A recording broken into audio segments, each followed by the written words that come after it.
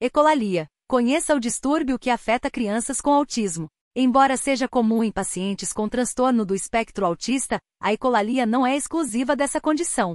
Durante o desenvolvimento da linguagem, é comum que algumas crianças reproduzam palavras, sílabas ou frases inteiras que ouviram recentemente ou que utilizem palavras aleatórias fora de contexto. Esse fenômeno, considerado essencial nesse período, é conhecido como ecolalia. A ecolalia é um distúrbio de desenvolvimento da fala e da linguagem, caracterizado pela repetição em eco da fala. A criança utiliza a ecolalia como forma de treino para se aproximar da fala do adulto no que se refere à articulação, à entonação e ao significado da palavra, ou seja, na busca por uma fala mais autônoma, explica a fonoaudióloga e psicopedagoga Andréa Cristina Cardoso. A especialista responsável pela área de fonoaudiologia do Núcleo de Distúrbios de Aprendizagem do Hospital Sírio-Libanês, explica que interação social, associada à compreensão da linguagem verbal e à melhora quanto ao uso funcional da linguagem, favorece a diminuição da ecolalia até o seu desaparecimento. Quais os tipos de ecolalia? A ecolalia é um distúrbio que pode se manifestar de 3 formas diferentes, sendo elas: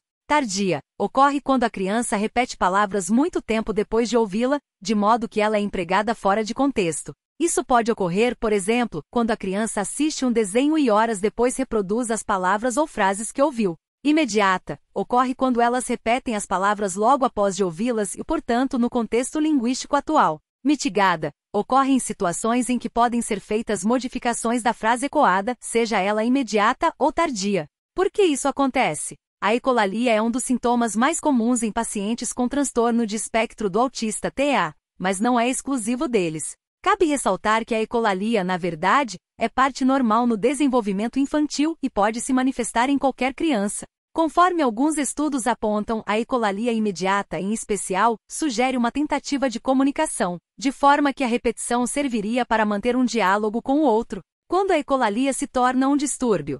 Segundo a fonoaudióloga Andréa Cardoso, a ecolalia é considerada normal até, aproximadamente 24 meses de idade quando ocorre de forma imediata. Se após os 30 meses de idade a criança persistir no uso da fala ecolálica, especialmente de forma tardia, pode ser um sinal de alerta para quadros de transtornos de linguagem. O comportamento merece uma investigação especializada na área da fonoaudiologia a fim de se estabelecer um diagnóstico diferencial e preciso, bem como a possibilidade de se realizar intervenção precoce, acrescenta a especialista. Ecolalia e autismo. Qual a relação?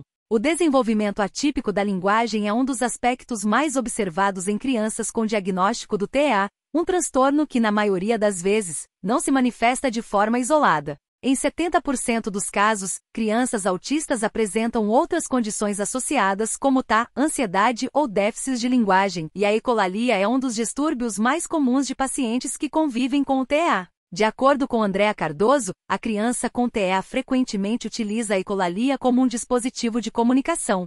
Ela faz uso da repetição para confirmar um desejo como mecanismo de autorregulação do comportamento para se acalmar, ou ainda como meio de falar quando é incapaz de usar a fala autônoma, esclarece a fonoaudióloga. Como é feito o diagnóstico da ecolalia? O diagnóstico da ecolalia é feito através da análise de um especialista fonoaudiólogo que, levando em consideração a idade da criança, o tipo de ecolalia e outros fatores de saúde, como o autismo, pode indicar o tratamento adequado.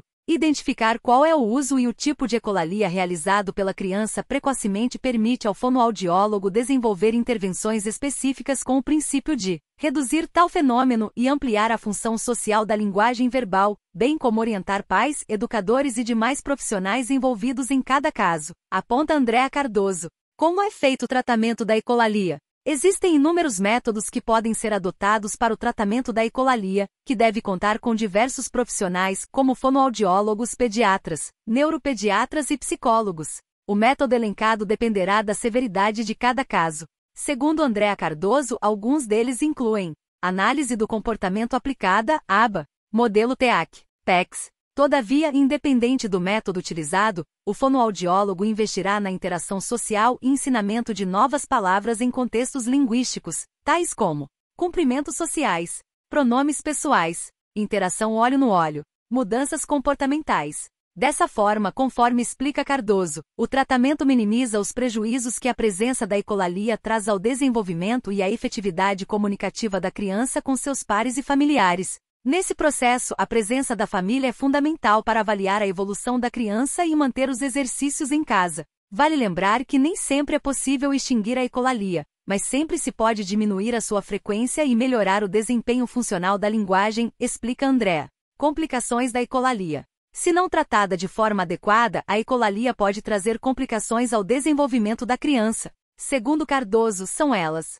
restringir a comunicação social, como expressar seus desejos, pensamentos e necessidades, participar de um diálogo, etc. Reforçar seu isolamento social. Atrapalhar o aprendizado de maneira geral, acadêmico, atividades de vida diária, brincadeiras e uso de regras de convívio. Assim, o diagnóstico precoce mais a estimulação precoce são ferramentas fundamentais para o tratamento efetivo das ecolalias. Quanto mais cedo se inicia o tratamento, melhores são os resultados, finaliza a fonoaudióloga.